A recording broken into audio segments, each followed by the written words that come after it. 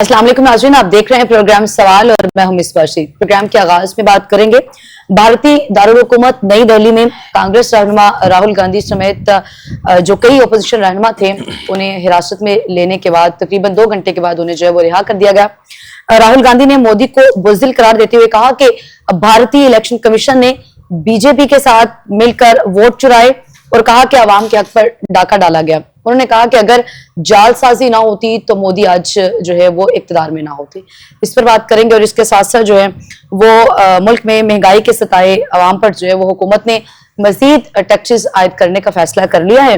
बिजली के सार्फिन पर अरबों रुपए के जो इजाफी बोझ है वो डालने की तैयारियां हुकूमत की जानिब से जारी हैं।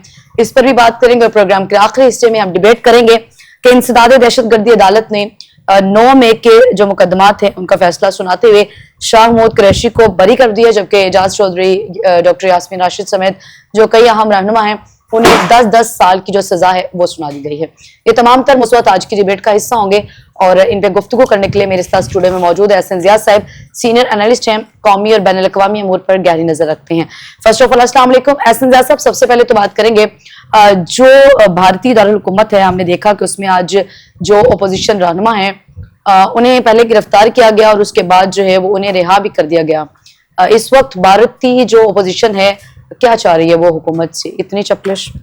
देखिए, जब से आपको पता है कि पाक भारत जो जंगी तनाज़ा हुआ है उसके बाद अगर हम इंडिया की हालत देखें तो मोदी सरकार पर बहुत ज़्यादा प्रेशर है और ये जो प्रेशर है वो उसको ना सिर्फ अंदरूनी तौर पर मुख्तलिफ सिमतों से हैं, मुख्तलिफ अपोजिशन जमातों की तरफ से हैं, अवाम की तरफ से हैं, इसी तरह बैरूनी तौर पर भी देखें तो उनके ऊपर एक आपको पता है उनकी बड़ी हिज़ीमत उन्हें उठाना पड़ी दुनिया भर में और अब इनका मजाक उड़ाया जा रहा है।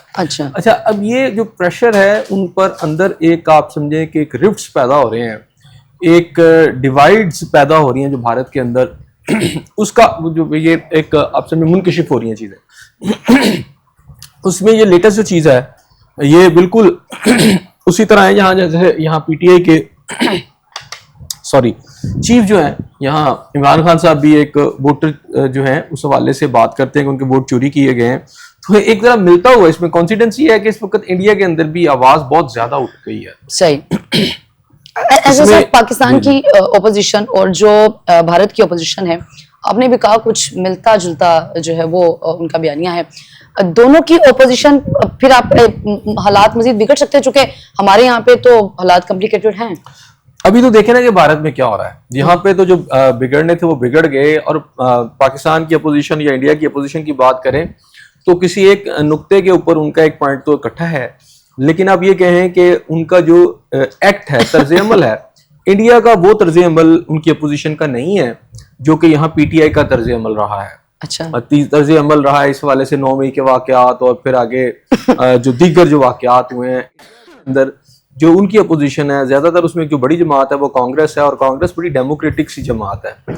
मेरा ख्याल है कि इस वक्त जो असल इशू है वो कांग्रेस और बाकी अपोजिशन जमातों की तरफ से इंडिया को या मोदी सरकार को इस वक्त वो फेस करना पड़ रहा है। उसके अंदर लेटेस्ट ये है कि अब सूरत हाल ये है कि अगर आप बात करें गांधी साहब को तो उनकी सूरत हाल ये है कि राहुल गांधी जो है इस वक्त बहुत ज्यादा प्रेशर जो है मोदी सरकार के ऊपर जो है वो बिल्डअप कर रहे हैं। अच्छा।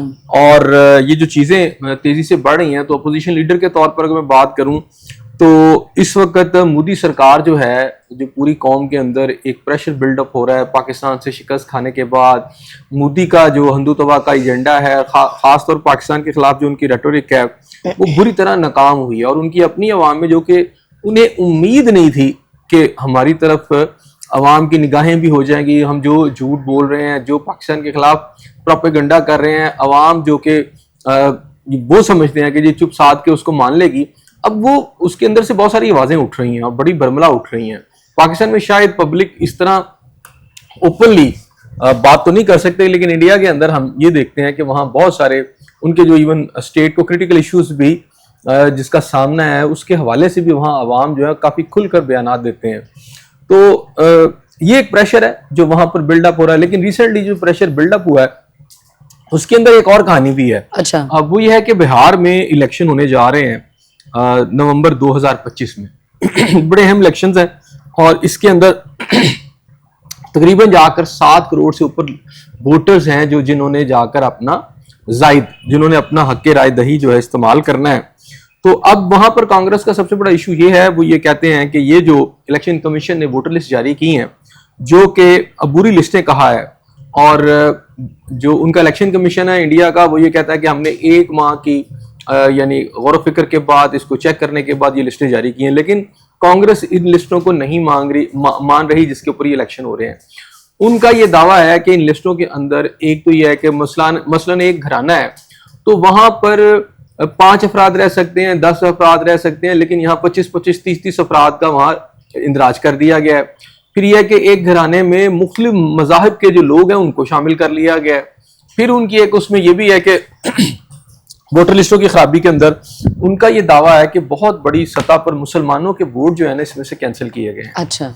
और इस हवाले से वो ये कहते हैं कि जनाब इस वक्त बिहार का जिला कशगंज जिसे कहते हैं, वहां हिंदुस्तान टाइम्स ने भी ये लिखा है कि कशगंज के जिले के अंदर सबसे ज्यादा मुसलमानों की आबादी है, लेकिन सबसे ज्यादा वोटर लिस्टों में उनके नाम निकाले गए हैं।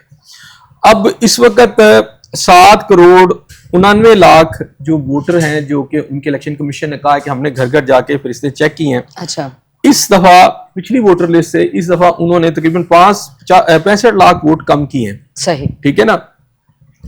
और उनका ये दावा इलेक्शन कमीशन का कि 22 लाख अफराद इसमें फौत हो चुके हैं। अच्छा, 36 लाख वो कहते हैं जी बिहार छोड़कर चले गए हैं दूसरी रियासतों में।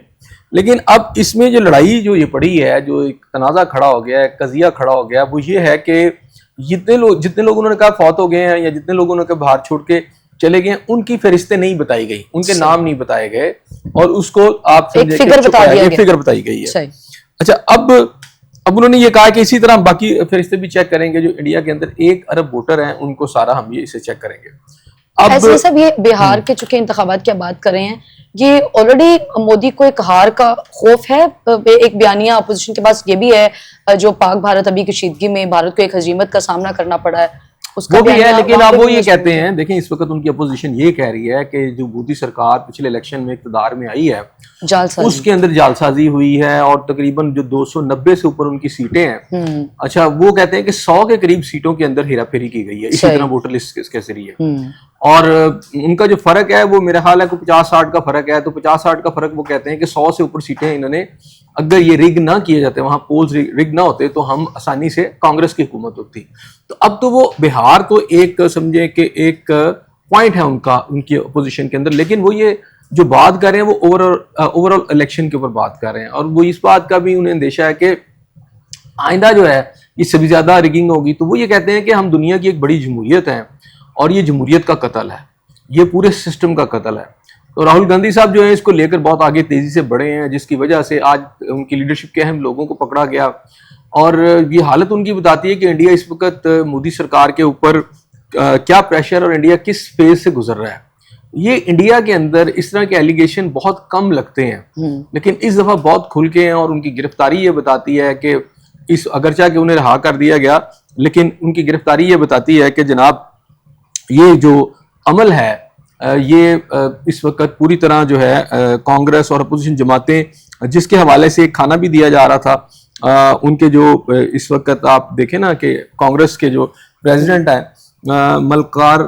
मल्लिकार्जुन जो है खड़गे, मल्लिकार्जुन खड़गे साहब जो हैं, उन्होंने बाकायदा तौर के ऊपर एक खाना दिया हुआ था, और उसका मकसद ये था कि जनाब अपोजिशन जमातों को इकट्ठा किया जाए और एक बड़ा ग्रैंड अलायंस ला के हुकूमत के खिलाफ मूव चलाई जाए। तो यानी कि अब वहां पर यह है कि बाकायदा तौर पर जो कांग्रेस की जमात है वो एक बहुत बड़ी मूवमेंट चलाना चाह रही है मोदी सरकार के खिलाफ, जो कि मोदी सरकार के लिए मेरा ख्याल है बहुत परेशानी का बायस है। और ये जो सारे रिफ्ट्स पैदा हुए हैं, जो एक डिवाइड्स पैदा हुए इंडिया के अंदर, ये अब इसे समझिए पॉलिटिकल डिवाइड्स पैदा हो रही हैं तेजी से। सही। उसके पीछे अगर आप चले जाएं तो जारी बात है कि हिंदू तवा जो थी, एक जबर के साथ, एक्सट्रीमिज्म के साथ हिंदू तवा का नारा लगा के ऊपर आई हुकूमत थी, जिसमें मुसलमानों के खिलाफ नारेबाजी थी, पाकिस्तान के खिलाफ एक जो अपोजिशन है वो क्या लाहे अमल अपनाती है। यासीन साहब यहीं से आगाज करेंगे, नाज़रीन बढ़ेंगे। भारत में बिगड़ती हुई सियासी हालात के हवाले से बात हो रही थी।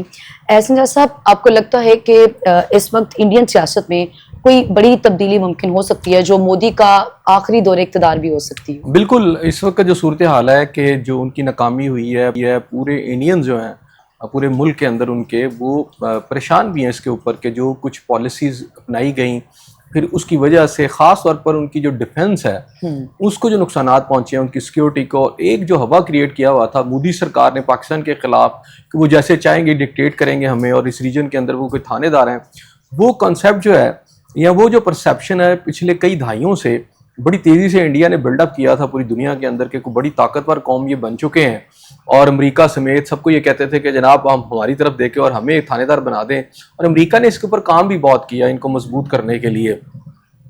लेकिन जब पाकिस्तान से इन्हें मार पड़ी है ना बड़ी बुरी तरह, तो अब आपको पता है कि क्रिकेट मैच हो तो जब मैच हार जाती है टीम तो फिर आपस में भी लड़ते हैं।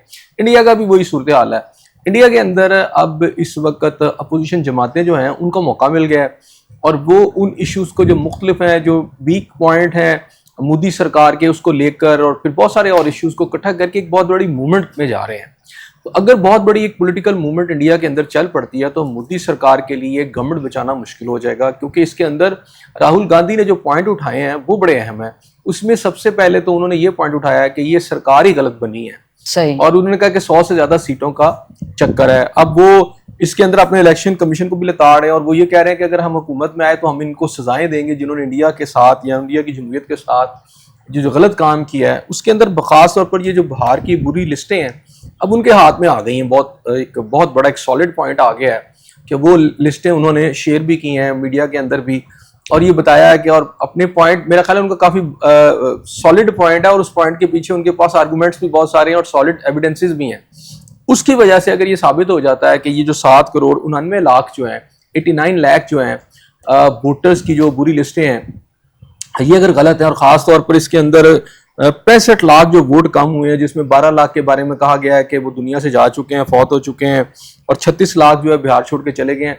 अगर ये साबित नहीं होता, जो कि अभी तक इलेक्शन कमीशन ने तो वो बताया ही नहीं कि 36 लाख कौन से और 22 लाख कौन से हैं, और अगर ये साबित हो जाता है, और ख़ास तौर पर ये कि मुसलमानों के वोट उन्होंने निकाले हैं, क्योंकि मुसलमान हिंदुओं के साथ, हिंदुत्व की पॉलिसी के साथ नहीं है, वो इस वक्त कांग्रेस को सूट करता है और कांग्रेस को ही वो वोट देना चाहते हैं।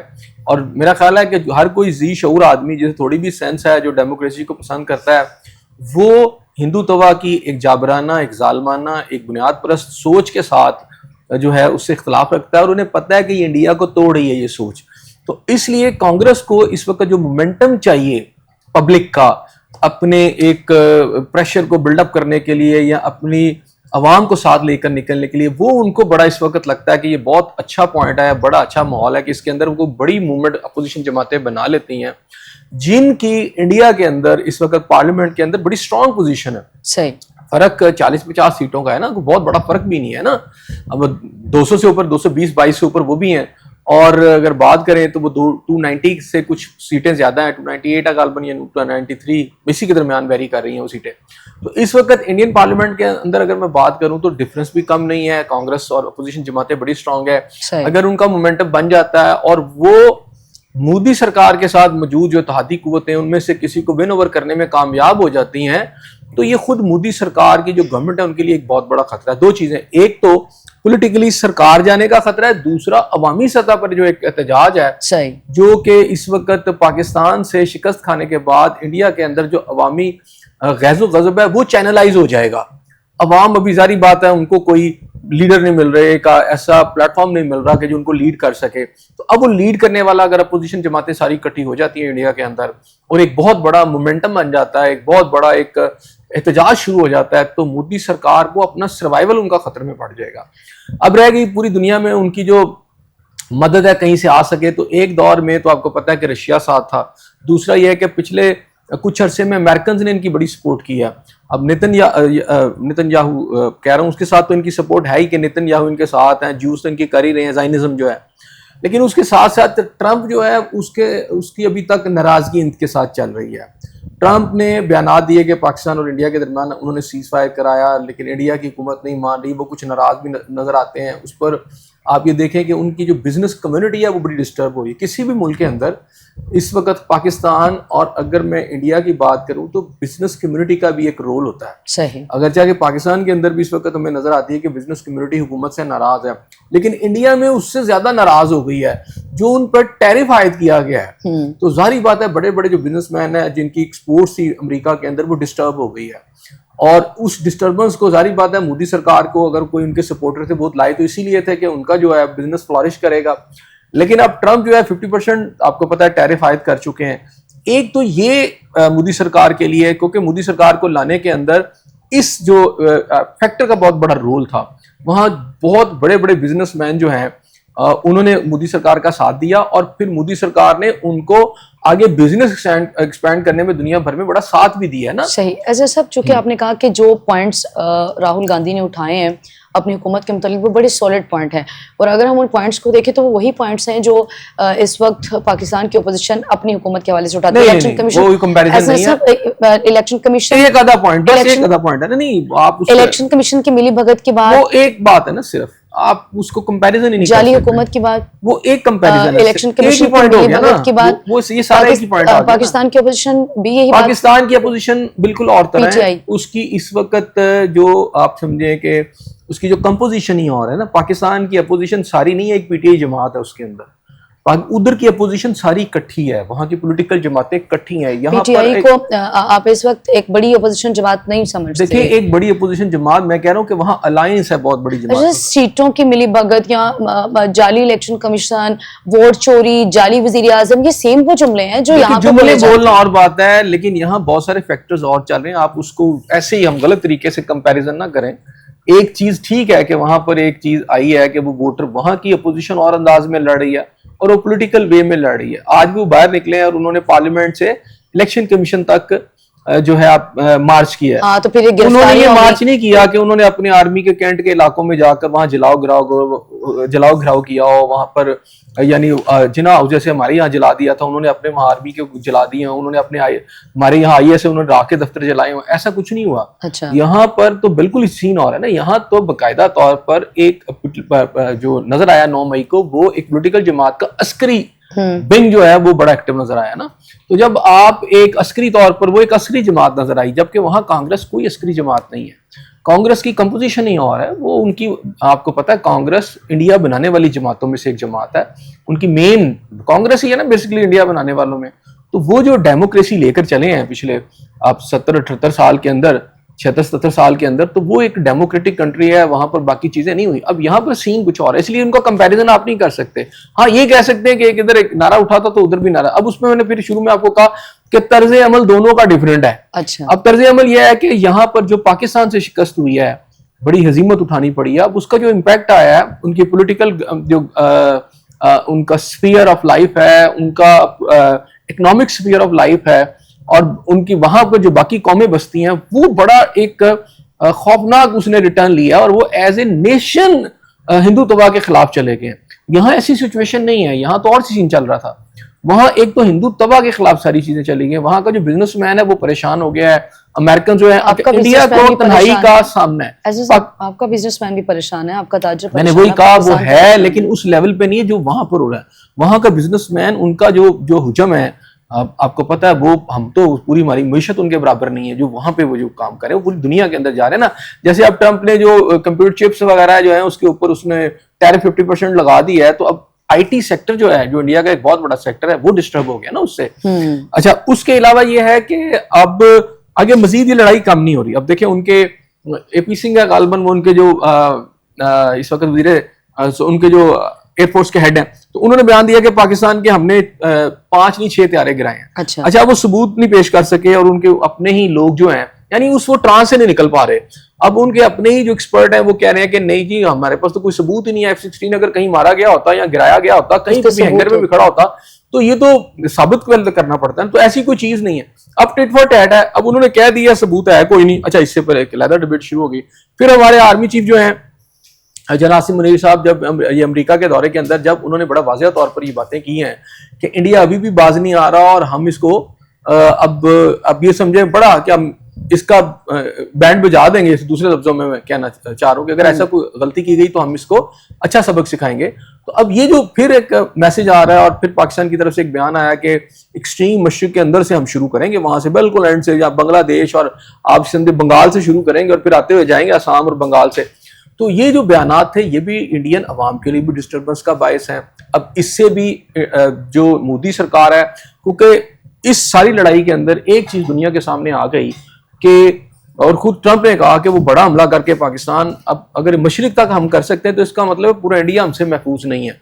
तो उनकी अवाम, इंडियन अवाम ये समझती है कि गैर जरूरी लड़ाई पाकिस्तान के साथ लड़ने की कोशिश करके, और उसके अलावा ये है कि इल्जामात लगाकर उसको साबित किए बगैर एक चढ़ाई करने से खुद पूरी दुनिया में पाकिस्तान को तो उतना नुकसान पहुंचा ही नहीं, बल्कि पाकिस्तान तो फायदे में रहा है। पाकिस्तान को तो पूरी दुनिया एक्सेप्ट कर रही है, जबकि इंडियन गवर्नमेंट के इस तरह के रवैये से, बचगाना रवैये से, गैर दानिशमंदाना रवैये से, आकबत ना अंदेशाना रवैये से खुद पूरे इंडिया को नुकसान पहुंच गया, इकोनॉमिकली भी पहुंचा है, और बाकी उसके जो सफारती जो आप समझे हल्के हैं और सफारती सतह पर भी बहुत बड़ा नुकसान पहुंचा है। आपको लगता है इसमें सब के मोदी को इस वक्त बड़ी एक जो मजबूत अपोजिशन है उसका सामना है, और मोदी का वो जो एंटी पाकिस्तान बयानिया था, अब तो वो भी नहीं बिकने वाला, और उनकी जो अपोजिशन है वो भी एहतजाज की बात करिए, वो भी तहरीक की बात करिए, चूंकि भारत में ही हालात मजीद कशीदा होंगे और वो मोदी हुकूमत के लिए खतरनाक होंगे, वो खतरनाक पॉलिसीज जो मोदी खुद अपने लिए बना रहे हैं। जी बिल्कुल ऐसे ही हुआ है कि इस वक्त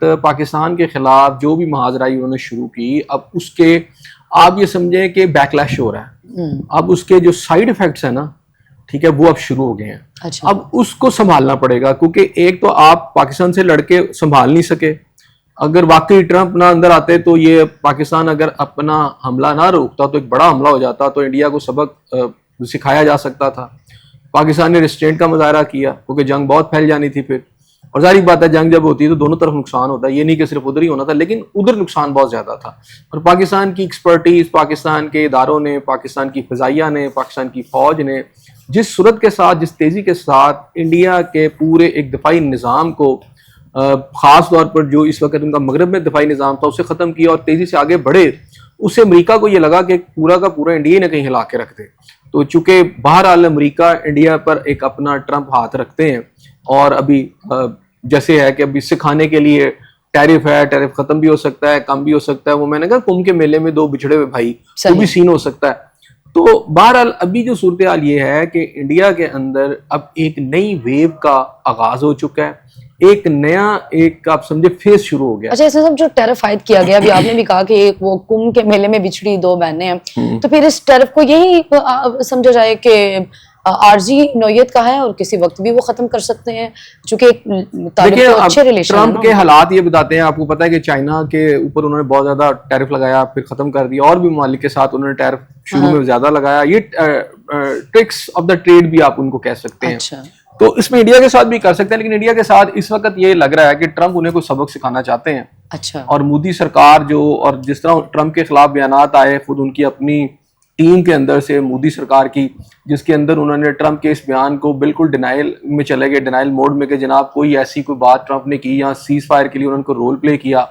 बहरहाल बहुत सारी चीजें हैं कि अब ट्रंप भी उनको सबक सिखा रहे हैं। तो ऐसे सब हमारी गवर्नमेंट बड़ी खुशी से इस चीज को सेलिब्रेट कर रही है, बता रही है कि हमारा टैरिफ 19% है, देखें, और इंडिया का 25% है।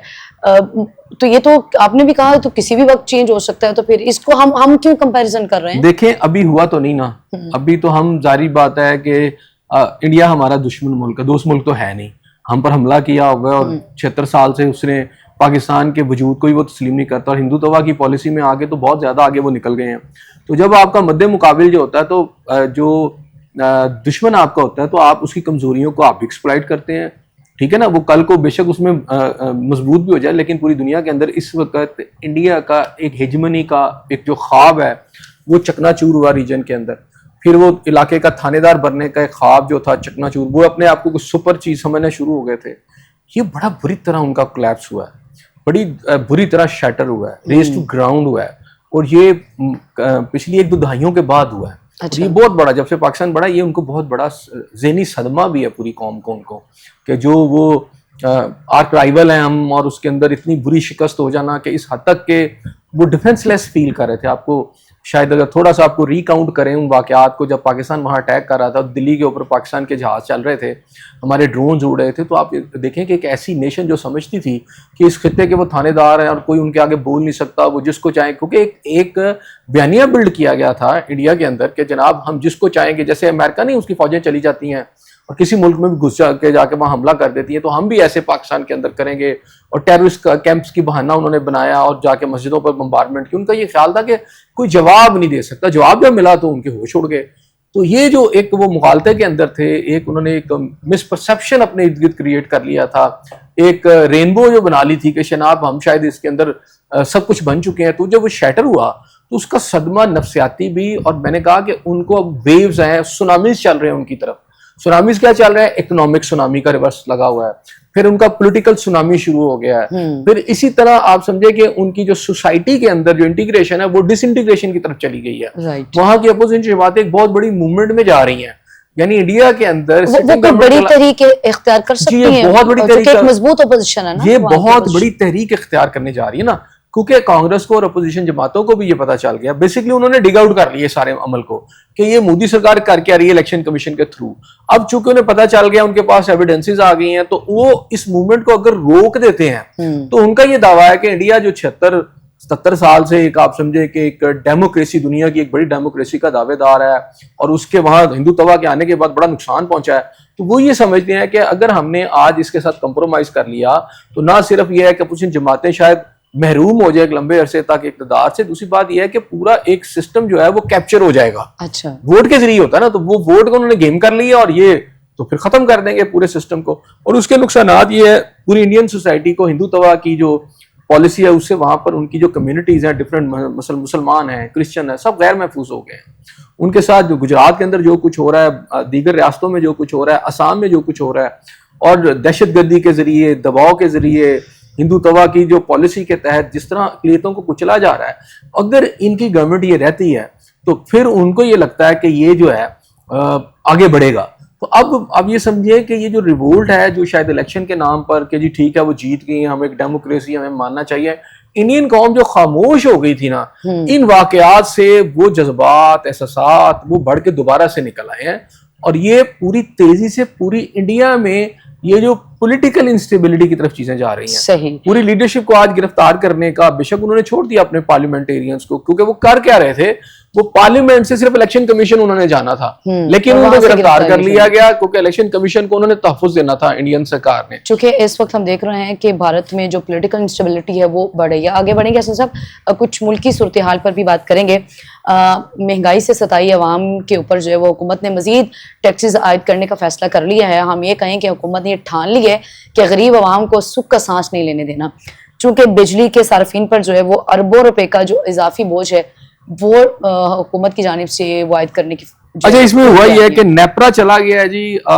इस वक्त नेशनल ग्रिड अथॉरिटी जो है उसने जाके दरखास्त दे दी है और उसने ये कहा है कि उसको ट्रांसमिशन सिस्टम चार्जेस जो हैं कई सालों के पिछले उसने मांग लिए हैं, और उसने मांगे है कि जी हमें ये जो पूरा ट्रांसमिशन बिजली की जो फराहमी है उसके लिए कम अज कम 484 अरब रुपया मांगा है उन्होंने कि ये हमें दिया जाए, और उसमें इजाफी बोझ, सारी बात है, ये 484 अरब जो है ये किसने देना है? उस गरीब अवाम ने देना है जो पहले ही बिजली के बिलों के बोझ के तले दब कर खुदकुशियां कर रही है।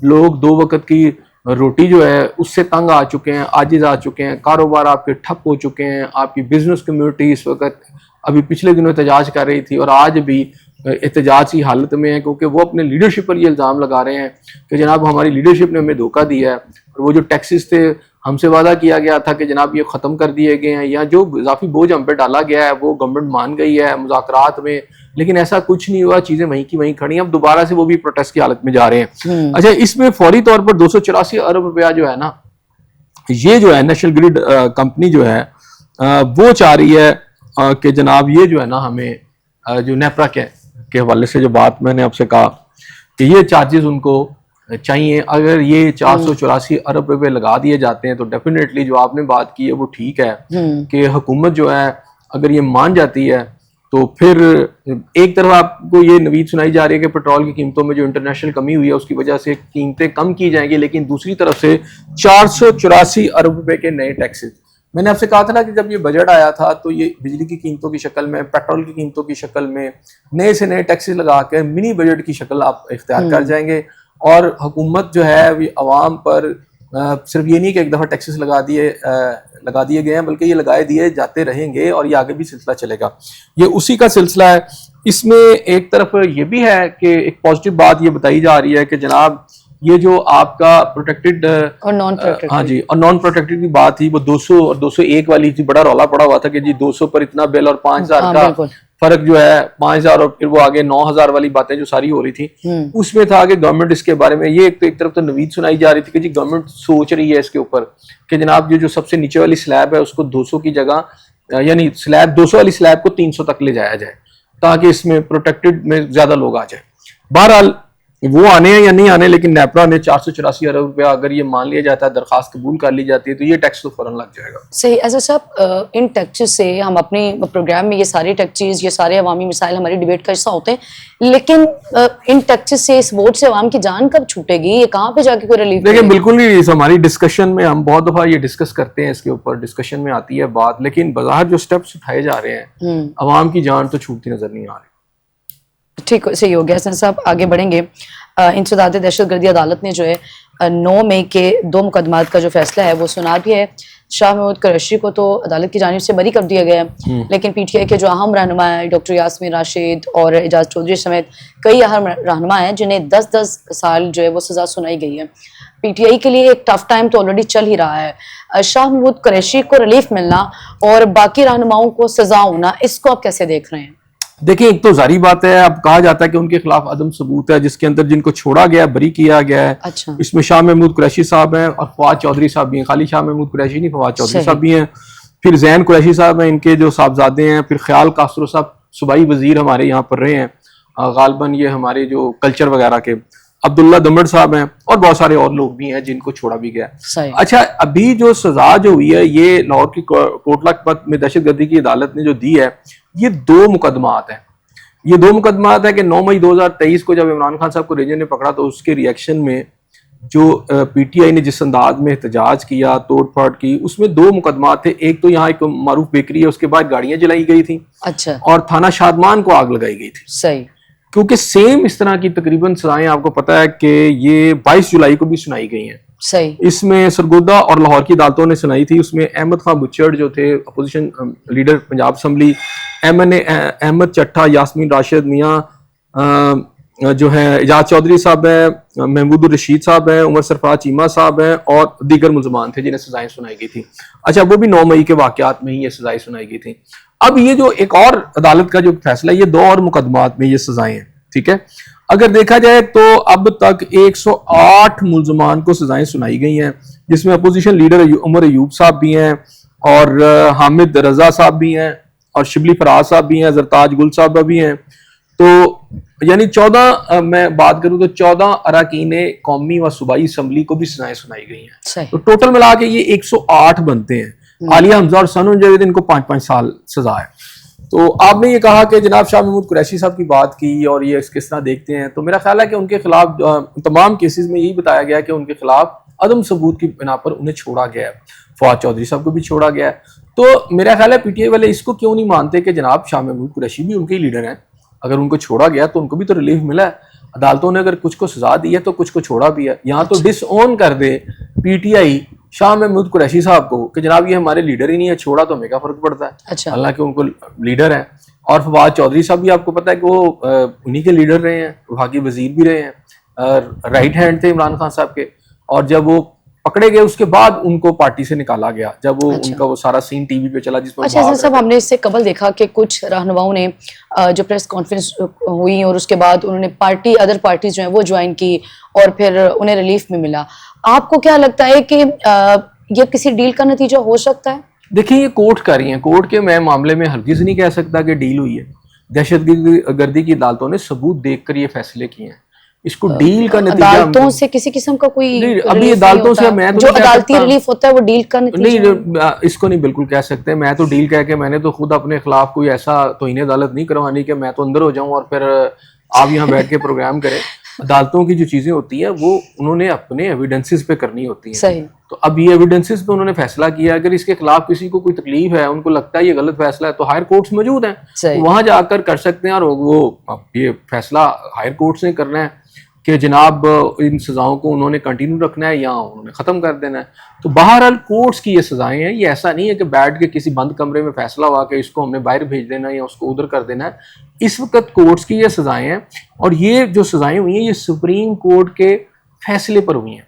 सुप्रीम कोर्ट जब आप कहा करती थी कि ये जनाब ये फैसले क्यों नहीं होते जी, क्यों अगर हैं तो उनको सजाएं होनी चाहिए, मेरा ख्याल है सुप्रीम कोर्ट ने आपकी बात सुन ली थी और मैं आपसे कहा करता था कि आप इन्हें सजाएं दिलवा के छोड़ेंगे। सुप्रीम कोर्ट ने ऑर्डर किए थे दहशतगर्दी की अदालतों को कि जनाब इन केसेस को मजीद ना लटकाएं और 4 माह के अंदर अंदर ये फैसले करें।